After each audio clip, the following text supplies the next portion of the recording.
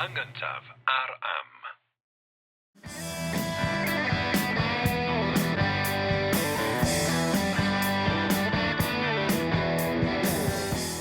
Helo, sy'n, ydych chi? Jerry Hunter dwi? A Richard Wynne Jones ydw i, a da chi'n gwrando'r bodlediad yr hen iaith, podlediad lle mae'n Americanwr o Cincinnati, Ohio, yn ceisio ddysgu rhywfaint ar Gymro o ben mynydd Ynys Môn ynglŷn â cyfoeth llenyddiaeth i iaith ei hun.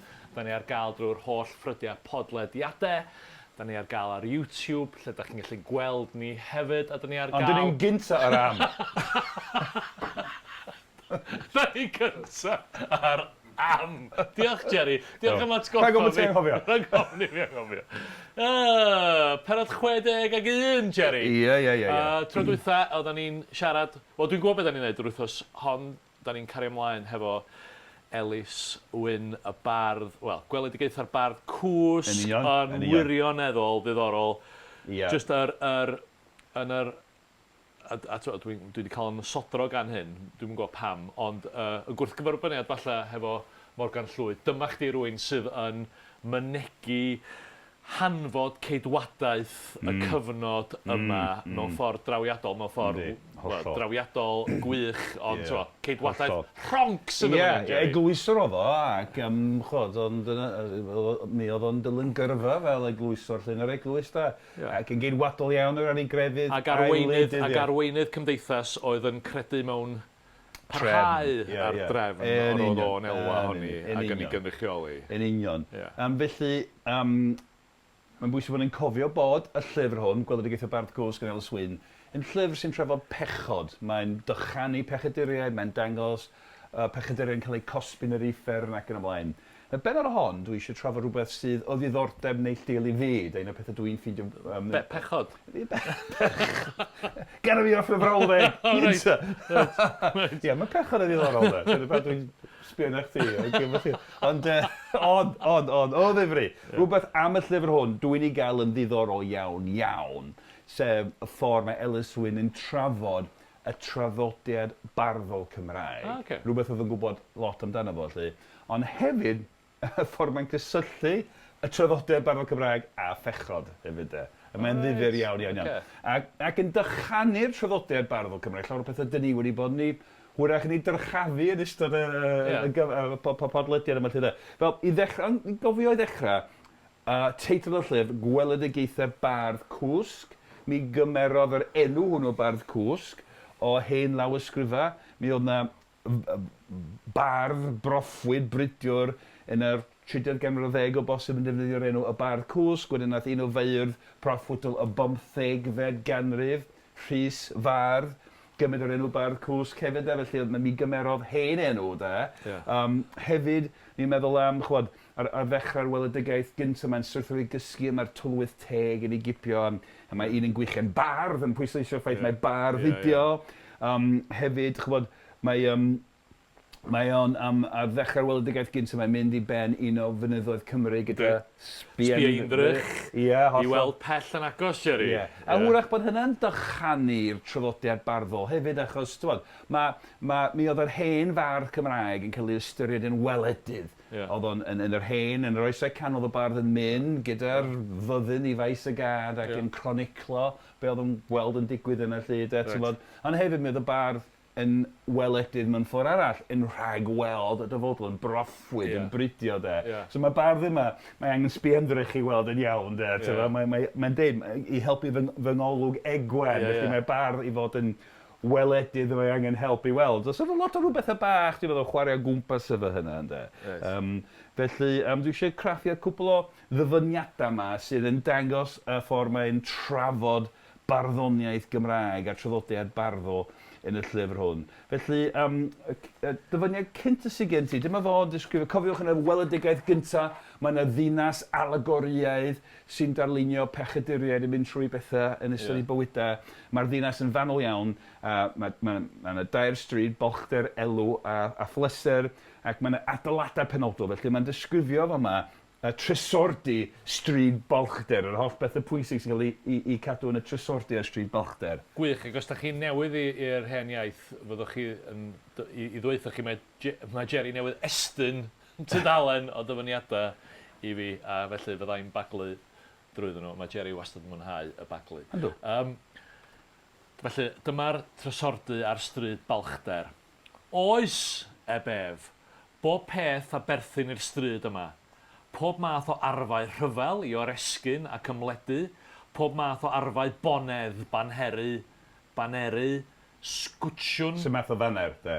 Llyfrau achau, gwersi'r hanafiaid, cywyddau.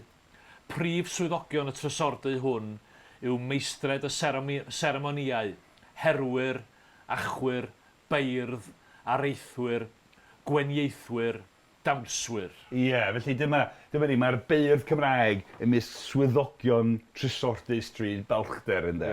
Yr holl bethau, sy'n cael ei gysylltu â balchder, wel, uchelwyr Cymru, fath o fo ei hun yn de. Arfau rhyfel, ymfalchio yn hanes rhyfelgar, arfau bonedd, arf baes teuluodd, yr holl beth yna gyd. Llyfrau achau a cywyddau. Ie, achau a cywyddau, mi oedd y beirdd yn cofnodi achau, noddwyr, ac hefyd wrth gwrs yn canu cywyddau o fawl yn de. Felly mae traddodiad barddol Cymraeg dan lach dychanol Ellis Wynne yn fyma dydi. A wedyn, gan aros yn y ddinas hon a mynd o stryd balchder i stryd pleser, dyma fo, mae yna dywysoges yn rheoli ar bob stryd. Dyma fo'n disgrifio tywysoges stryd pleser. Tywysoges lan iawn yr olwg oedd hon. A gwyn cymysg yn y naill law. A chrwth a thelyn yn y llall. Ie, felly mae'n meddwi, de, ond crwth a thelyn. Dwylom, mae hwn gan i dweud, crwth a thelyn. Ond dyna fo, yr offlina tant traddodiadol Cymraeg, crwth a thelyn, yn ymysg arwyddion tywysoges stryd pleser. Pam ti'n dweud bod hwn yn ddychanol? Pam bod hwn ddim jyst yn cael ei... Dyma beth sy'n cael ei cysylltu hefo... Wel, mae yna ddychan. Mi fydd yna ddychan, de. Mi welwn ni ddychan. Ond mae'n cael ei gysylltu â thechod, de, yn sicr, ti iawn, o ran hynna. A wedyn mynd ymlaen, dyfyniad nesaf mae'n disgrifio stryd pleser yma. Hyd y stryd allan, gwelid chwaraeon anterliwt. Ie. Pob rhyw gerdd faswedd, dafod a thant.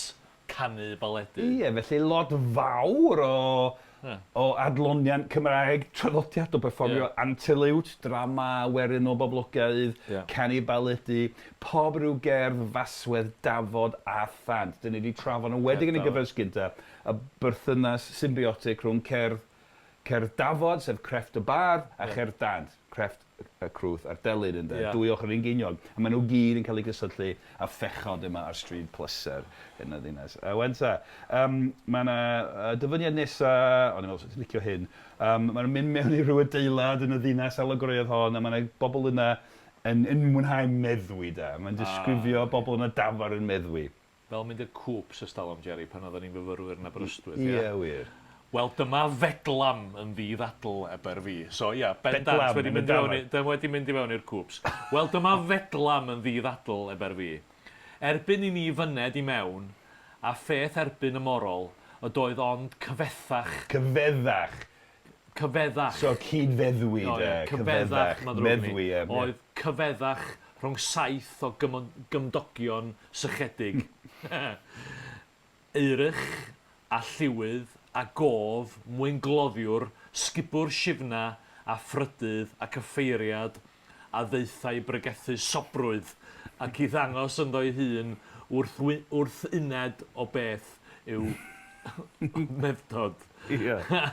A dechrau'r ffrwgwd diweddar o dadlau ac ymdeiru fasa'r rhyngthynt, pryn orau o'r seithryw a garau bot a ffibell. Cwrw, a ffibell smocio, a garau bot a ffibell. A'r trydydd eithau... A prydydd. Mae'n ddrwg yn un. A'r prydydd eithau a'r maes a'r bawb ond yr effeiriad. A hwnnw o barch i'w siaced a gawsau'r gair trecha o fod yn ben y cymdeithion da. Ac felly cloes y bardd y cwbl ar gân. O'r dynion pler a dawych, a'r ddeiar faith saith mor sych, a'r gorau o'r rhain am gwrw rhydd, o ffeiriedyn a phrydydd. Na fo, felly, yn cymdeithio'n da, yn meddwi yn y dafar, lle de, Gan gynnwys yr offeiriad oedd wedi dod yma i brygethu so bach o hyn am ddychan o bosib yn dweud. Ellis Wynne hynny, ond dyn ni'n berffaith, ti'n bod? A prydydd wrth gwrs, fel arall, yn ben ar y meddwan i gyd yma. Felly, ie. Wedyn, dyma ni yn y ddinas yma, a mae'n sôn am bendefig, neu rhyw uchelwr, rhyw arglwydd, yn cyrchu bardd i ganu cywyddau. A mae dar yma'n ddiddorol iawn ffordd mae'n darlunio yr hen draddodiad barddol Cymraeg yn y dyfyniad nesaf yma. Yny'r oedd Pendefig wedi cyrchu bardd o stryd balchder i wneud cerdd fawl i'w Angles a chywydd moliant sydd o'i hun. A'r bardd yn datgan ei gelfyddyd, mi fedraf ebaref ei chyffelybu hi i bob coch a gwyn tan yr hael, a'i gwallt hi gan peth melynach na'r aer, ac am eich cywydd chwythau, medraf ddwy'n eich achau trwy berfedd llawer o farchogion a thywysogion, a trwy'r diliw. Dŵr diliw, de? Trwy dyfroedd y diliw, fatha Noa, felly. A'r cwbl yn glir hyd at adda. Wel, dyma fardd eber fi, sy'n well o'r rheiniwr na mi. So bardd cwsg, wrth gwrs, sy'n dystio hyn i gyd. Felly, dyna ni yn dychanu'r traddodiad barddol Cymraeg. Y cywyddau serch oedd mewn bri ers oes Dafydd ap Gwilym ac yn parhau trwy'r 1915 ar 1915. Y cywyddau serch a hefyd cywyddau mawl. Felly mae gwallt pob merch yn felynach nag aer. Mae'r acha estyn yn ôl drwy'r diliw, dwi'n licio hwnna. Tydi wir. Drwy arch Noa yn ôl at adda. A mae'r delwyddau yn ddoniol, dydi. Mi fedrai ddwy'n eich achau trwy berfedd llawer o farchogion a thywysogion, yn llunio'r achau mewn ffordd. Felly, dyna Ellis Wynne. Mae o'n amlwg yn gwatsgwar y stwff, be dwi'n drio dweud, y stwff fformulaic. Y canimel formulaic, ystrydebol. Formulaic. Mae o'n gocyn hitio gan yma. Hollol. A rhywbeth fel un dyfyniad bach arall, taflu enghraifft arall, a math o beth mae'r bardd yn ei weld yn y ddinas. Yno gwelem fyrdd o ferched glân, pob rhyw offer a llyfrau cerddafod a thant, telynau, pibau, cywyddau, carolau ac ati. Yr holl beth yma yn bechadurus, cywyddau, telynau, cerddafod, cerddad, i gyd yn drwg. Wanta, felly, mae un peth... Just gario, ti'n dweud bod o'n dweud bod nhw'n ddrwg, reit? Ond, dwi'n gallu cofio pa bennod oedd, ond o'n i'n sôn am yr ymateb i'r adferiad pan oedd y Brenin Siarl yr ail, dod nôl at y cael y goron, ac oedd y dathlu bod yr hen arferion yn gallu dod yn ôl, a bod y Puritaniaid Syrion sych wedi... Nhw oedd wedi galw stwff na'n bechadurus, oedd yr hen eglwys wedi bod yn lot mwy agored i'r arferion o'r math yma, yn rhan o'r patrwm. Mae'n haro fi'n rhyfedd bod ceidwadwr rhonc just yn gweld hyn yn herma pechod, neu ydi o oherwydd bod... Dwi'n gweith yn dall beth sy'n ymlaen. Dwi'n meddwl i fod o ddifri, dyma fo'n yn eglwyswr, yn offeriad yn yr eglwys, a mae'n cymryd waith o ddifri.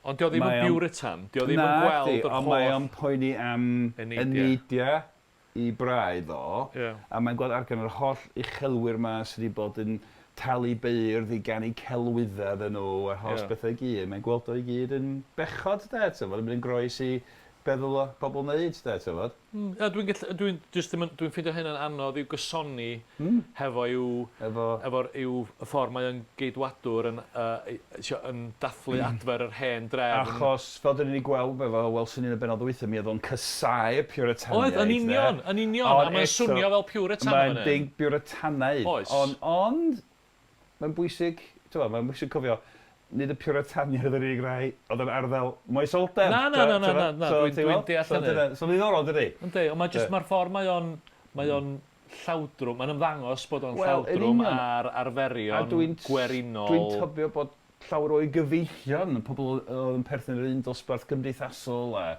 yn gweld hyd fel, mae'n sôn amdana i wan, ti'n bod? Ac elfen o hunan ddychan i un. Eto, mae'n rhywbeth dwi eisiau oedi yma, achos mae'n rhywbeth un o'r resymau dwi'n cael y darnau hyn mor ddiddorol, yw, chwad, dyn ni'n newydd gyrraedd yn elfen genrif, ti'n bod? Ac mae traddodiad barddol wedi parhau a mae wedi bod yn dirwyo ac yn dirwyo. Felly, erbyn diwedd yr ail ganrif ar 15 pan oedd Ellis Wynne yn sgwennu'r llyfr hwn, faint o feirdd oedd yn canu mawl i uchelwyr. Oedd y rhai mynd mewn i'r 19 ganrif, ambell un, yn wedi yng Ngogledd Orllewin Cymru, ambell deulu, yn agos at le oedd Ellis Wynne yn byw, ger Harlech, ambell deulu yn noddi beirdd o hyd. Ond eto, doedd y traddodiad barddol ddim yn ei rym, ddim yn ei anterth, ddim wedi bod ys talwm de. Felly, rhywbeth sy'n yn harwy'n od, mae'r dig bioretanaidd yn y darod i'n od de, ond i fi, mae'n fel pe bai Ellis Wynne yn ymosod ar y traddodiad barddol fel yr oedd 2 ganrif, 2 ganrif yn gynharach de mewn ffordd, sy'n ddiddorol. Ac oedd yn gwybod bod ambell i gymydog dal yn noddi beirdd ac yn poeni am hynna, neu ydy achos mae o'i hun wedi bod yn astudio hyn lawysgrifau Cymraeg, hwyrach i fod yn poeni am y ffaith bod yr hen draddodiad hwnnw yn apelio ato fo mewn ffordd er i fod yn meddwl bod o'n bechod de, ti'n bod? Felly mae'n diddorol, mae'n gymlaeth. Dwi'n ffeindio fo'n anos, ar ddiwedd y bennod dwytha, ni'n gwybod lle o leoli o. Erbyn rwan, dwi'n teimlo cweith mor sicr o hynny. Y ffordd o'n disgrifio eglwys Loegr, yr holl geidwadaeth, ond eto... Ac yn lladd ar y puritaniaid mor, chi ddaru rwygo, chi ddaru falyd, da chi'n gorau chwydu'r gwaed y brenin ddaru chi i'w yfed cyn bod chi'n cael dod nôl i fewn i'r eglwys. Ond dyma fo rwan, yn swnio fel... eitha puritannaidd. Wel, mae'n eglwyso'r ceidwadol sy'n cymryd i feibl o ddifri. A sy'n cymryd unidia i braidd o ddifri, de, ti'n bod? Ti'n ffili yn anodd. Ond dyna'r unig eglurhad, Dwi'n gwybod, pan mae llyfr newydd i ar y Bardd Cwsg yn dod allan. Ti'n mynd i'r yna. Rwy'n bod fi wedi gwneud 61 o benodau, dwi'n ystyried fy hun yn barod i ddechrau sgwennu llyfr. Sori. Na. Chdi sy'n gwybod, dwi'n just yn ffeindio... Mae'n diddorol, dwi'n meddwl bod gen ti, hwyrach mae gen ti dwi'n eisiau rhyfygu, Richard, ond hwyrach bod ti'n meddwl am bioretaniaeth yw. Yr ansodd o'r pioretanaidd, dyn ni'n gallu hwyrach meddwl am ffordd arall o ddeud, hynny oedd o'n grefyddol iawn ac yn foesol iawn. Mae'r gwersi moesol yn bwysig iawn iddo fo, fel offer yn yr eglwys. Eisiau treulio ti bramser cyn gorffwn yn trafod rhyw olygfa estynedig yn y weledigaeth ola. Pan mae'n mynd i... Uffern i hynny. Sori, mae'n drwg gen i. Yr ail weledigaeth. Uffern yr ola, yr ail ein Ngwlad Angau. Gweledigaeth Angau yn ei frenhin llys isa. Felly mae'n ar ôl syrthio i gysgu, mae'n cael ei weledigaeth, mae'n mynd i wlad marwolaeth, wlad Angau. Mae'n teithio trwy'r wlad. Mae'n wych, mae hiwmor mor grotesg, mae'n dywyll, mae'n ffordd ddifyr iawn. Dwi'n gwybod sydd wedi gweld rhai o'r ffilmiau yna gan Tim Burton, fatha Nightmare Before Christmas, mae'n math un o beth, mae'n rhyw sgerbyda sy'n frawchus ac yn ddoniol, a rhyw bethau beth, cymeriadau fel yna, lle fatha mynwent fawr o wlad, rhyw sgerbyda byw yn dod allan o dioli gerig beddau ac yn profogi efo. Mae'n teithio draws tirwedd o'r fath, mae'n grotesg, mae'n rhywbeth dyn ni'n gallu weld hefyd i rhyw raddau.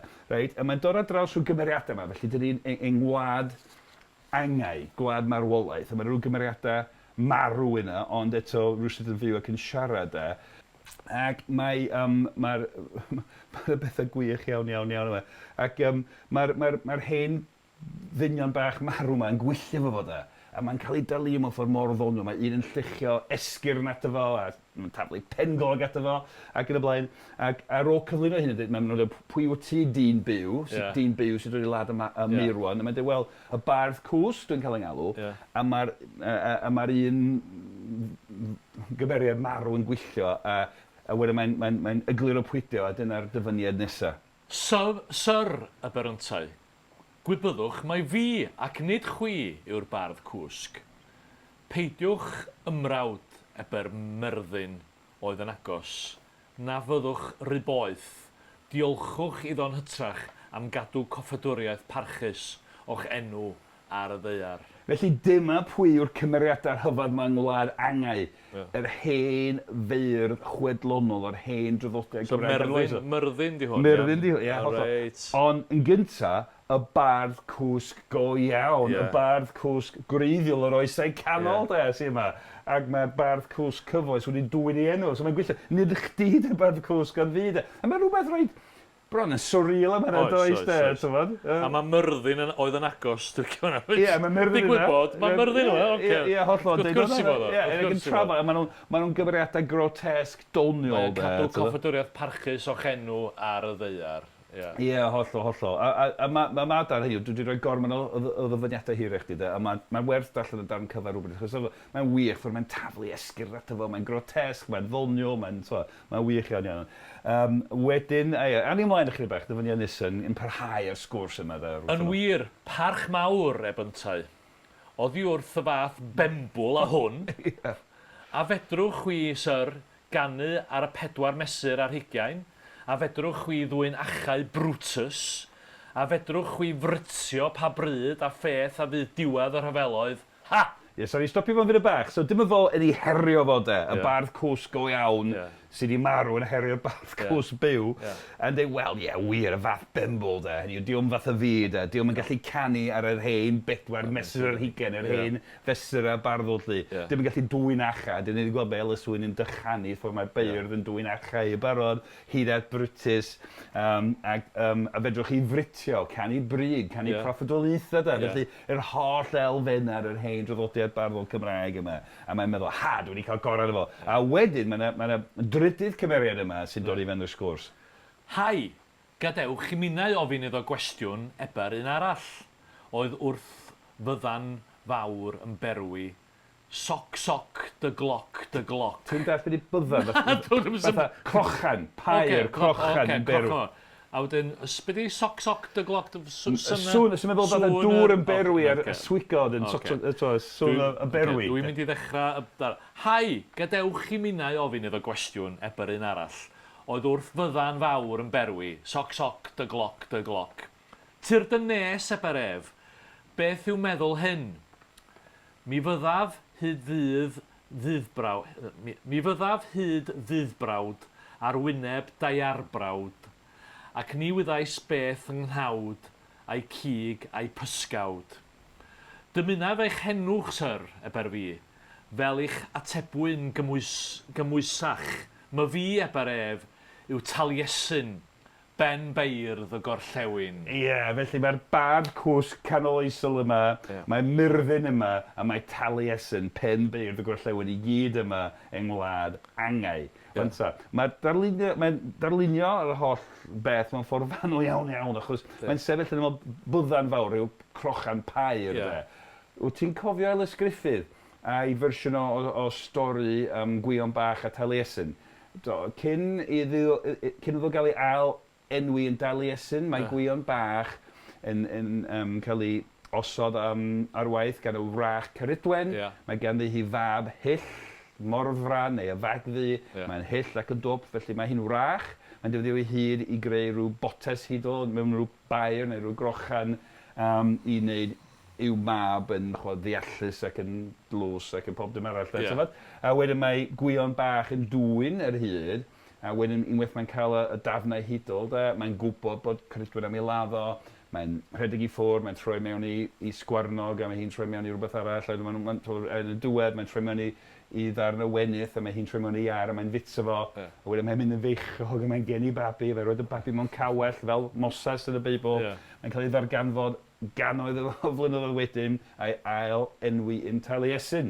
Felly mae'r stori yna am Taliesin, chyfiwch mae'n lawer iawn o gerddi mewn llawysgrifau canoloesol a llawysgrifau o'r cyfnod modern cynnar wedi i priodoli i Taliesin.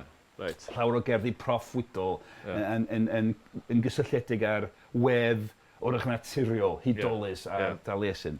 A mae'r stori yma am Taliesin yn cael ei aileni o'r newydd. Yn rhywun ffordd o ddweud bod yr awen Gymraeg, bod ysbryd barddoniaeth Gymraeg yn byw am beth. Mae'n cael ei aileni eto, ym mhob. A dwi wastad yn meddwl am llyfr Emyr Humphreys, The Taliesin Tradition, sydd yn parhau trwy hyn i gyd. Felly, ti'n meddwl am hynna gyd? So dyna sy'n gyda, Myrddin, Myrddin Wyll, neu Myrddin Emrys, oedd yn fardd ac yn broffwyd, y bardd cwsg greiddiol, a Taliesin yma, ti'n meddwl? Ond maen nhw'n, dyn nhw'n gymeriadau mawr, arwrol i'w dyrchafu a'i mawrygu. Maen nhw'n chwerthynllyd, maen nhw'n dal i fynd ymlaen am yr hen grefft yma sy'n amherthnasol, yr holl bethau gwirion yma.